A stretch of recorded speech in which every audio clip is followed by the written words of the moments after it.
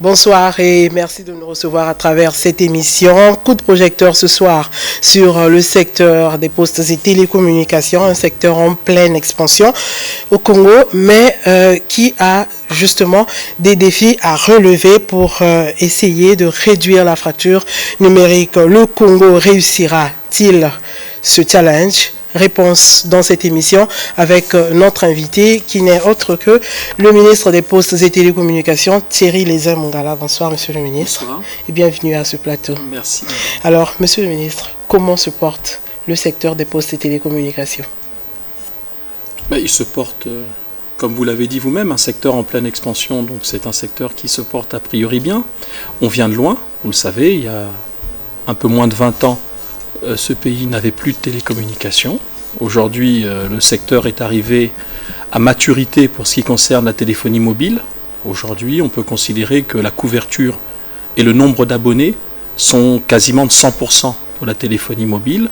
La concurrence est suffisante pour que, comme vous l'avez constaté, comme nos compatriotes l'ont constaté, les prix aient baissé depuis quelques années d'à peu près 70 à 80%, ce qui n'est pas rien en ce qui concerne la tarification à la minute pour les appels téléphoniques. Il y a le développement de nouveaux services. Aujourd'hui, l'Internet mobile est le mode privilégié d'utilisation de l'Internet par nos populations, notamment les plus jeunes. Enfin, on peut considérer que les défis qui sont à relever, vous l'avez dit dans votre petite introduction, sont des défis qui permettront au pays d'entrer de plein pied dans ce qu'on appelle aujourd'hui couramment dans le monde l'économie numérique. Et je suis là pour répondre, si vous le souhaitez, à toutes les questions que vous pourrez me poser à ce sujet. Voilà. Donc, avant d'entrer dans le vif du sujet, une petite indiscrétion, parce que c'est une question quand même que nombreux Congolais se posent concernant la dénomination de votre ministère. Entre-temps, on disait ministère des Postes et Télécommunications et des nouvelles technologies de l'information et de la communication. Alors, aujourd'hui, c'est ministère des Postes et Télécommunications et à côté, il y a un ministère de l'innovation technologique. Est-ce que c'est un saucissonnement ? Non, ce sont deux choses différentes. D'accord. L'innovation technologique, c'est toutes les initiatives qui sont prises sous l'impulsion de l'État pour que tous les chercheurs, tous les jeunes talents, tous ceux qui veulent innover, trouvent à travers un département ministériel une traduction politique et administrative de ces aspirations-là. C'est tout ce qui concerne donc la recherche et l'innovation. Et c'est le ministre Bruno Jean-Richard Etoy, comme vous le savez, qui gère ce département et qui le gère très bien. Il y a une partie de l'innovation qui est liée aux nouvelles technologies, ou ce que moi j'appelle depuis tout à l'heure l'économie numérique. Dans ces cas-là, les jeunes talents peuvent tout à fait trouver leurs portes ouvertes, les portes ouvertes au niveau du ministre des Postes et Télécommunications que je suis, comme au niveau du ministre de l'Innovation technologique, c'est-à-dire le ministre Bruno Etoy. Alors, ce qui concerne le ministère des Postes et Télécommunications, la dénomination d'un ministère est quelque chose qui est politique, vous le savez. Le président de la République a estimé et a souhaité que ce ministère ne s'appelle plus que Postes et Télécommunications, mais l'élément qui détermine les compétences et la sphère d'intervention d'un ministère, ce sont ces éléments-là, le décret d'application. Et le décret qui fixe les compétences du ministère des Postes et Télécommunications, ce décret maintient, bien entendu, à ce ministère, tout ce qui est lié à l'économie numérique, aux technologies de l'information et de la communication, bref, aux nouvelles technologies. Donc, il n'y a aucune ambiguïté là-dessus. Nous continuons à gérer les questions liées à la poste, à la téléphonie mobile, à l'Internet, au TIC et à l'économie numérique en général. Puisque nous parlons du secteur des postes et télécommunications, une question en fait sur son rayonnement à l'extérieur du pays. Comment le Congo est vu à l'extérieur par rapport au c'est vous qui pouvez me le dire. Vous êtes des observateurs, vous êtes une observatrice. Vous êtes celui qui décrit la politique générale, vous êtes celui qui vend le pays dans le secteur des postes et des télécommunications. Vous êtes la personne la mieux placée. Non, je suis dans l'action. Le président de la République m'a confié une responsabilité. Il serait difficile que je sois juge de ma propre action au nom de l'État et pour le compte du président de la République qui est chef du gouvernement. Simplement, ce que je peux dire, si vous devez faire une enquête à travers les pays africains, à travers le monde, vous saurez exactement dans quelle mesure la politique qui est mise en œuvre au Congo est considérée comme sérieuse et porteuse d'avenir. Bon, il est vrai que dans nos pays africains, parce que nous voyageons beaucoup, je prends l'Afrique pour l'instant comme référence, chaque État, les populations de chaque État considèrent que leur pays est le dernier en Afrique. On a l'impression qu'il y a une espèce de pessimisme, on dit « ah, on ne fait pas bien », et malheureusement, parfois au Congo, on ne déroge pas à cette mauvaise règle qui consiste c'est juste une fausse impression. Écoutez, prenons quelques exemples. Je vous ai dit tout à l'heure, je voyage. Le coût et la tarification de la téléphonie mobile. Au Congo, il a baissé de près de 70% en 5 ans. Aujourd'hui, et vous pouvez en porter témoignage, nos téléspectateurs, ceux qui nous suivent peuvent le faire aussi. Il y a quelques années, nous bipions nos parents qui sont à l'étranger pour qu'ils nous rappellent. Aujourd'hui, il n'est pas rare de voir nos parents nous biper venant d'appels de l'étranger, de France notamment, pour ne pas nommer ce pays-là, tout simplement parce que la tarification aujourd'hui permet à nos compatriotes de passer plus facilement des appels internationaux. Est-ce que cet aspect suffit? Non, je cite quelques exemples. La deuxième annotation que je pourrais faire sur le sujet, j'ai parlé de l'Internet mobile. Aujourd'hui, l'Internet mobile est en pleine expansion, c'est-à-dire que nos compatriotes, grâce au haut débit qui est arrivé, à travers la fibre optique qui est à Matombi, utilisent sans le savoir, en réalité, cette capacité à haut débit et développe cet Internet mobile qui n'existait pas il y a encore 2 ou 3 ans dans notre pays. Qui n'existait pas. Voilà un autre signe de bonne santé. Troisième signe de bonne santé, c'est l'arrivée des investisseurs qui vont nous accompagner non seulement dans la continuation du déploiement de la fibre, parce que nous avons pour l'instant une partie du backbone, c'est-à-dire une partie du réseau entre Pointe-Noire et Brazzaville. Mais il y a le reste du pays à couvrir et il y a les chefs-lieux de département et certaines localités de l'intérieur qui doivent être couvertes. Et donc nous avons demain une importante conférence avec la Banque africaine de développement, la Banque mondiale et toute une série de partenaires financiers et de professionnels du secteur pour rechercher des financements pour continuer le déploiement de nos infrastructures. Tout ça sont des signes parce qu'aucun investisseur sérieux n'investirait son argent dans un pays dont les fondamentaux du secteur concerné, pour nous donc les TIC, ne seraient pas valables. Alors, monsieur le ministre, on parle, vous en avez d'ailleurs fait allusion, tout à l'heure vous êtes revenu sur le mot 2 ou 3 fois, vous avez parlé de l'économie numérique. Alors, le Congolais Nanda est habitué à entendre le terme économie forestière, économie monétaire, économie. Mais aujourd'hui, de plus en plus, on entend économie numérique. Ça semble un peu savant pour le commun des citoyens. Est-ce que vous pouvez nous dire ce que c'est et comment ça marche? L'économie numérique, c'est la traduction, grâce aux infrastructures et aux technologies de l'information et de la communication, la traduction dans ce monde moderne de l'économie traditionnelle. L'économie numérique, c'est quand vous allez au marché pour acheter un produit en payant en cash, en liquide, c'est demain l'économie numérique, la possibilité de faire le même achat en étant par exemple sur Internet et en achetant un produit qui est à l'autre bout du pays, voire à l'étranger, grâce aux moyens de paiement électronique. C'est la possibilité de payer quand vous allez au marché, non plus avec un billet de banque de 1000 francs ou de 2000 francs, mais de payer grâce à votre téléphone mobile, faire ce qu'on appelle des paiements électroniques qui existent aujourd'hui auprès des opérateurs de la place. L'économie numérique, c'est par exemple dire que nous pourrons demain mettre en place les conditions d'échange de biens et de services de manière virtuelle à travers des réseaux sécurisés et qui permettent des paiements qui sont eux-mêmes sécurisés. L'économie numérique, c'est permettre à l'administration non plus de fonctionner seulement de manière traditionnelle. Si vous êtes à l'autre bout du pays, que vous êtes né à Brazzaville et que vous devez prendre une fiche d'état civil à Brazzaville, aujourd'hui vous devez vous déplacer physiquement.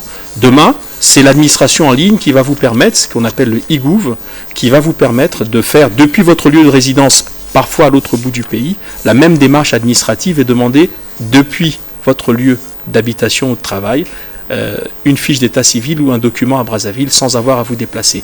L'économie numérique, c'est le développement de nouveaux métiers qui vont permettre de proposer à nos compatriotes et aux pays de la sous-région des services qui n'existent pas aujourd'hui. Le e-tourisme, la possibilité d'avoir des centres d'appel qui permettent de gérer en hotline, c'est-à-dire 24 heures sur 24, une série de services qui vont permettre que quand vous êtes en panne, par exemple, sur votre téléphone ou votre ordinateur à une certaine heure de la journée ou de la nuit, et que vous avez besoin d'un dépannage immédiat, vous puissiez accéder à une plateforme téléphonique pour vous dépanner. C'est cela l'économie numérique, c'est l'ensemble des services qui vont permettre que tout ce qui se fait déjà dans la vie quotidienne se fasse grâce aux nouvelles technologies, donc de manière plus rapide, plus efficace et plus sécurisée. C'est ça l'économie numérique. Alors, c'est une économie qui doit, à vous entendre parler, intégrer le quotidien des Congolais. Mais pour que cela soit fait, pour que cela soit réaliste, il faut bien que la population soit préparée à changer de mentalité. Est-ce qu'en amont, le gouvernement a une politique, notamment avec des écoles, pour inculquer déjà cette culture numérique aux jeunes, pourquoi pas aux vieux, parce que demain, c'est peut-être tout le monde qui va utiliser ces technologies. Bon, il y a 15 ans, 16 ans, le monde entier s'interrogeait sur la capacité de l'Afrique à s'approprier la technologie du téléphone GSM classique. On s'est dit, bon, est-ce que cette modernité-là va pouvoir être utilisée, notamment par des gens en zone rurale qui parfois ne maîtrisent pas les rudiments de la langue française ou anglaise et parfois sont analphabètes. On constate aujourd'hui partout en Afrique l'explosion du téléphone mobile avec des taux de pénétration qui sont équivalents, voire plus importants que des pays développés comme la France. On a au Congo, pour votre information, le même taux de pénétration, c'est-à-dire le même niveau d'équipement en téléphonie mobile qu'en France. 88 et quelques %. Bon, ça veut donc dire que ces craintes-là, on doit les avoir, parce qu'un gouvernement prévoyant doit faire le nécessaire pour anticiper les difficultés. Mais en même temps, il faut être optimiste, parce que les gens s'approprient de toute façon les technologies qui améliorent leur vie quotidienne, qui facilitent leur vie quotidienne. Alors oui, par contre, je suis d'accord avec vous, il va falloir que l'État, le gouvernement, accompagne cette entrée dans la société numérique et la société de l'information. Il y a plusieurs moyens. Non, mais cela n'a pas encore commencé alors que déjà non, vous êtes un peu sévère. Il y a d'abord la nécessité d'améliorer les capacités de l'État lui-même. Donc il y a des programmes dans les différents ministères pour augmenter les capacités des agents publics dans l'utilisation des outils TIC. Il y a la mise en réseau des administrations. L'État doit donner l'exemple. Il y a aussi des projets pilotes. Des projets pilotes, on peut citer notamment la relance d'un projet avec la société Microsoft. Nous avons reçu récemment Microsoft, la nouvelle représentante Afrique de Microsoft, qui est une dame d'origine africaine d'ailleurs, et qui va, avec l'aide du ministère des Postes et Télécoms, relancer un projet que nous avions signé dans le cadre d'une convention il y a 4 ou 5 ans, avec Cheikh Modibo Diarra, à l'époque responsable de Microsoft Afrique. Eh bien, ce projet d'école pilote qui serait équipé en numérique et qui permettrait, avec la collaboration des ministères de l'enseignement technique et l'enseignement primaire et secondaire, eh bien de donner à nos jeunes ce début de culture numérique. Et d'ailleurs, vous le savez comme moi, les jeunes ont déjà cette culture numérique, puisqu'ils utilisent déjà ces outils sans qu'on ait besoin de les former. C'est leur monde, c'est la société du temps qui veut que les jeunes utilisent déjà ces outils, mais il convient de renforcer... Les plus âgés qui demandent aussi une formation. Absolument, il convient de renforcer.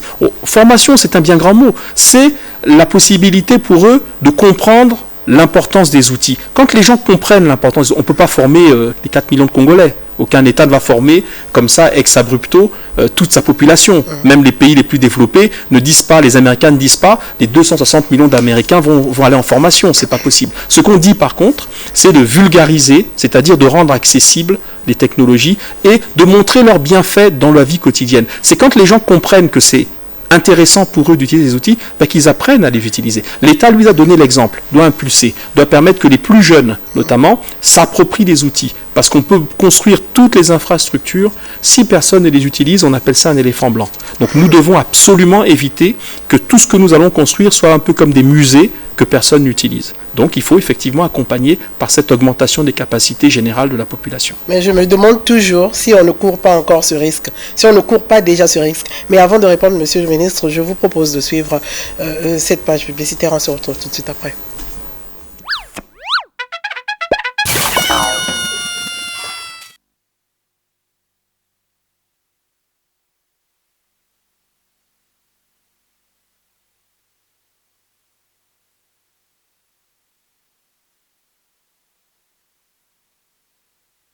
Je suis de ceux qui aiment garder la forme. Il m'arrive de me fatiguer. Mais avec un peu d'effort, je me surpasse. Et pourtant ce n'est pas fini. La route est encore longue. Je continue malgré tout. Je ne m'arrête pas. Car je peux y arriver grâce à mon eau maillot.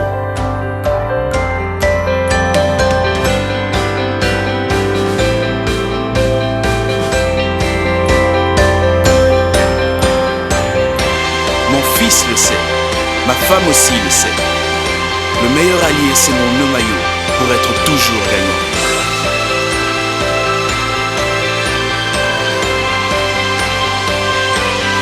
Maillot, ma famille. Parfois, les bons moments sont juste là devant toi. Hey!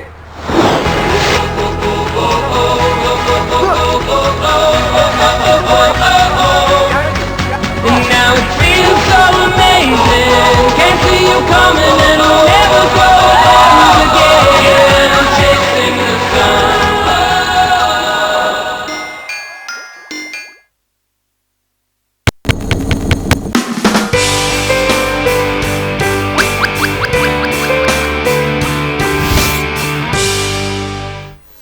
Alors, de retour sur ce plateau, nous retrouvons le ministre des Postes et Télécommunications. Monsieur le ministre, je disais tout à l'heure, est-ce qu'on ne court pas déjà ce risque de un jour se retrouver dans un investissement qui ne sera pas utilisé? Lorsque vous parlez de l'économie numérique, le Congolais qui est habitué à faire des transactions directes, argent contre marchandises, et demain vous lui demanderez d'utiliser les transactions sur la base des nouvelles technologies. Déjà qu'avec ce qui se passe déjà avec les sociétés de téléphonie mobile, il y a quand même une certaine lourdeur de la part de la population. Est-ce qu'il n'y a pas déjà un risque? Non, à moins que vous vouliez me démontrer que les Congolais sont moins intelligents que les Rwandais, les Kenyans, sont moins enthousiastes. Les Marocains. Sont moins enthousiastes. Non, vous êtes pessimiste. Tant que vous ne me démontrerez pas que un sondage grandeur nature montre que les Congolais ne veulent pas des nouvelles technologies, moi je ne vois pas aujourd'hui pourquoi on serait pessimiste de cette manière-là. Le degré d'attente, le niveau d'engouement des Congolais pour l'arrivée de ces techniques nous montre bien que la population entend s'approprier tous les outils. Je crois que quand on parle de modernité, la modernité passe d'abord par l'optimisme, par l'idée que chacun d'entre nous se fait du progrès du pays. Et le progrès du pays, c'est d'aller de plus en plus vers des choses qui améliorent le quotidien. Et je suis désolé, je crois que il est plus, disons, sympa, il est plus pratique d'utiliser certains outils électroniques quand on veut acheter quelque chose, parfois sur de longues distances entre le lieu où se trouve l'objet, la marchandise, et le lieu où on réside, où on travaille. C'est plus facile parfois d'utiliser ces outils électroniques, mais vous le verrez et vous le constaterez. Je le répète, il y a 15 ans, tous les économistes du monde disaient que l'Afrique ne sera pas capable d'absorber la technologie du GSM, du téléphone mobile. Aujourd'hui, le taux d'équipement en Afrique est aussi important, comme je l'ai dit, qu'ailleurs, mais surtout la croissance du secteur de la téléphonie en Afrique est telle que les grands groupes, aujourd'hui internationaux, investissent en Afrique parce qu'ils savent que c'est là que la croissance se fera. Donc non, il faut être optimiste. Et le gouvernement, dans le souci du président de la République de voir le pays émerger en 2025, dans le souci du chemin d'avenir, de cumuler à la fois croissance économique classique et modernisation des structures du pays, c'est de permettre que les populations s'approprient les technologies, et notamment les TIC. Donc, nous allons anticiper sur ce que le gouvernement doit faire, c'est-à-dire permettre aux gens de s'approprier la technologie par des campagnes d'information, par l'exemple donné par l'État lui-même, parce que tant qu'un État reste archaïque, il ne peut pas dire aux gens de devenir moderne. Il faut que l'État lui-même se mette au niveau. Et c'est là le principal challenge. Et l'aspect sécurité, est-ce qu'il est pris en compte? Parce que d'aucuns craindraient aussi des risques dans ces transactions en utilisant Absolument. les nouvelles technologies. Absolument, mais c'est l'enjeu partout, madame, vous le savez. C'est que la transaction, ce qui a freiné longtemps la transaction électronique, le fait de se dire, je vais acheter depuis un ordinateur ou un téléphone un objet que je ne vois pas physiquement, je ne le vois que sur mon écran, avec de l'argent que j'ai mis dans une espèce de porte-monnaie électronique, est-ce que vraiment je vais recevoir cet objet, ou est-ce que dans le circuit électronique, là, quelqu'un ne va pas détourner mon argent et l'affecter ailleurs? Ça a toujours avec été, la montée de la cybercriminalité. absolument, ça a toujours été d'ailleurs le souci de ces transactions virtuelles et électroniques. Alors, au niveau international, les techniques permettent aujourd'hui de sécuriser les transactions. Nos banques, parce que tout est adossé sur le système financier, ce n'est pas des transactions qui se font comme ça dans le vide. Quand on fait une transaction par son téléphone ou par son ordinateur, ça passe forcément par un instrument financier, que ce soit une carte bancaire ou son propre compte bancaire, si on en a un. Les banques ont pris les dispositions nécessaires. L'État, les États, pratiquent ce qu'on appelle une coopération qui permet de gérer cette cybercriminalité et de la juguler. Enfin, nous, le Congo, je peux vous annoncer que les textes qui permettent la lutte contre la cybercriminalité, toute une série de textes qui sont prévus par nos lois de 2009, les lois qui ont réformé le secteur, ces textes vont être introduits au Conseil des ministres, que ce soit les projets de loi ou les projets de décret, pour renforcer la capacité du régulateur, donc l'agence de régulation, la RPCE, eh bien, de lutter au quotidien et de donner à l'État congolais des instruments de lutte contre la cybercriminalité, qui est le principal danger aujourd'hui à travers le monde. Alors, on va aborder une autre question, Monsieur le Ministre. En début 2012, vous annonciez de grands chantiers dans votre secteur, excusez-moi, notamment le maillage du pays en infrastructure de télécommunications, création d'une banque postale, et puis bon, où en sommes-nous? Bon, commençons par la fibre optique, puisque la principale des infrastructures qui est attendue par les Congolais, c'est la fibre optique. La fibre optique qui a été à la fois reçue pour ce qui concerne le câble international à Matombi, c'est-à-dire à Pointe-Noire, en janvier 2011, qui a fait l'objet de la construction de ce que les spécialistes appellent une station terminale à Matombi, c'est-à-dire une espèce de nœud qui a permis de recevoir le câble et de le connecter à notre réseau de télécommunications. Cette station terminale et cette interconnexion ont été faites courant 2011 et début 2012. Et depuis le mois de mai 2012, le Congo bénéficie de la capacité à haut débit, c'est-à-dire du bénéfice de la fibre optique, dont les opérateurs que chacun d'entre nous ont comme fournisseurs, que ce soit pour la voix, c'est-à-dire les appels téléphoniques, ou que ce soit pour l'Internet, c'est-à-dire les données, eh bien, bénéficient de cette capacité-là, que ce soit MTN, RTL et les autres. Aujourd'hui, ce qui manque, il faut qu'on soit clair, parce que la fibre est arrivée à Brazzaville. Elle est arrivée à Brazzaville à travers quelle connexion aérienne, souterraine? Elle est arrivée à Brazzaville. Elle est arrivée à Brazzaville par l'utilisation de l'infrastructure de la SNE qu'on appelle le boulevard énergétique, c'est-à-dire les pylônes à haute tension qui permettent de faire arriver le câble de fibre optique, puisque la SNE disposait d'un excédent de fibre qu'on appelle la fibre noire, et cet excédent a été mis à disposition du ministère des Grands Travaux pour que nous y installions, via les grands travaux, une fibre optique qui est arrivée aujourd'hui à Brazzaville. Et nous voyons aujourd'hui dans la ville, Est-ce que cela n'a pas de risque? Absolument. Ce type de non, ça n'a pas plus de risque, si ce n'est le risque connu de tout le monde. C'est-à-dire que des vandales, des voyous viennent et coupent des câbles, mais il n'y a pas plus de risque pour le courant. Je finis d'abord mon propos. Allez-y.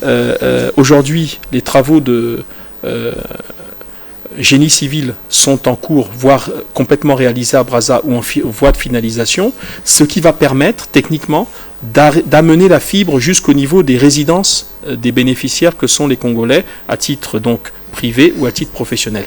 Alors, ce qui manque pour cette infrastructure, parce que les gens auront l'impression qu'on dit des choses qui ne sont pas palpables, qui ne sont pas visibles. Nous l'utilisons déjà, je vous le dis, puisque c'est ce qui a renforcé la qualité. Maintenant, les Congolais ont besoin... Pourtant, les perturbations persistent. Mais c'est toujours comme ça. Que ce soit dans Internet, que ce soit dans la téléphonie, dans tous les domaines, en tout cas, les perturbations persistent. J'entends bien. Lorsque vous parlez de la fibre optique, on se demande bien où est-ce que les Congolais sont connectés, comment ça se matérialise. Mais madame, quand vous utilisez votre téléphone pour appeler, vous vous posez la question d'où vous vous connectez. Vous utilisez, si ça marche, si vous avez votre correspondant au bout du fil.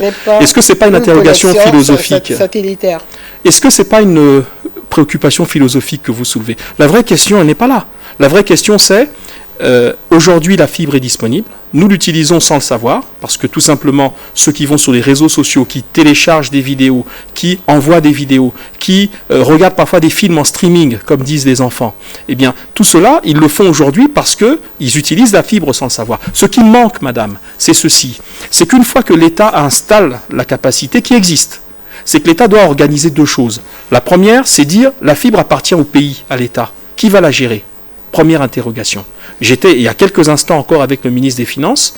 Nous avons rendez-vous avec le ministre d'État Ondongo pour que dans les jours qui viennent, nous déterminions comment la fibre va être gérée. C'est-à-dire, quelle est la structure d'État qui va être propriétaire de la fibre, qui elle-même va s'adresser maintenant aux entreprises privées sous forme d'appel d'offres pour permettre que des opérateurs nouveaux, que des opérateurs existants comme ceux que nous connaissons, proposent maintenant ce que nous tous nous attendons. C'est-à-dire ces petits boîtiers qui vont permettre que vous, moi et n'importe lequel de nos compatriotes qui nous suit puisse avoir chez lui un boîtier qui lui donne le téléphone fixe en numérique, l'Internet à haut débit et des programmes de télévision qui lui permettent, comme certains opérateurs étrangers qui sont installés chez nous, le font aujourd'hui. Et je crois même que DRTV a des offres de ce genre-là. Donc ça veut dire que le moine, on le reconnaît par son habit. Et quand il n'a pas l'habit, on a l'impression que le moine n'existe pas. Et donc, la fibre optique est là. On ne la reconnaît pas on la reconnaît pas. Parce qu'on ne l'utilise pas encore. Non, parce qu'on l'utilise sans le savoir. Et l'État a acquis une infrastructure, a acquis un matériel sans, en amont, préparer les conditions d'utilisation Non, les conditions sont aujourd'hui des conditions très politiques, macroéconomiques qui nécessitent des choix délicats. Aujourd'hui, c'est Congo Télécom qui gère la fibre optique au nom de l'État. C'est-à-dire c'est l'opérateur public qui est trouvé. Quand vous dites qu'on ne prépare pas, ça aurait voulu dire qu'il aurait fallu peut-être mettre tout le monde dehors et refaire une société ex-abrupto. L'État, le président de la République, ne souhaite pas que les choses se fassent avec brutalité. L'État souhaite que chaque étape soit des étapes consensuelles qui permettent à tout le monde de comprendre les progrès et les évolutions. Donc on n'est pas en retard, simplement il faut maintenant aller d'autant plus vite en mettant en place la gouvernance du secteur, c'est ce qu'on appelle la gouvernance, c'est-à-dire les structures qui vont permettre que cette fibre qui est disponible, qui est déjà utilisée mais de manière informelle, par nous tous, eh bien, soit organisée. Non, à travers les différents opérateurs. Je vous ai dit, alors, je le répète. Si même vous, en vous parlant, vous ne me suivez pas, ça va être difficile d'expliquer à nos compatriotes. Je vous suis, monsieur le ministre. Nous voulons juste avoir beaucoup de précision. Je comprends bien. Parce qu'il s'agit d'une chose que tous les Congolais attendent. Absolument. Voilà. Mais je vous ai dit tout à l'heure, je le répète, peut-être que ça n'a pas été assez souligné, je vous ai dit que les opérateurs qui vous fournissent déjà à vous vos services, à moi les mêmes services téléphoniques, sont déjà connectés à la fibre. Et donc tout ce qui nous offre comme service sur nos téléphones, sur nos ordinateurs, sur nos modems, vous avez même vu que les tarifs de l'Internet ont largement baissé. Aujourd'hui, à 10-15 000 CFA, on a des connexions illimitées, soit sous forme de modem, soit en résidentiel, auprès des différents fournisseurs d'accès. Simplement, ce que je vous dis, c'est qu'il faut organiser les choses. D'abord que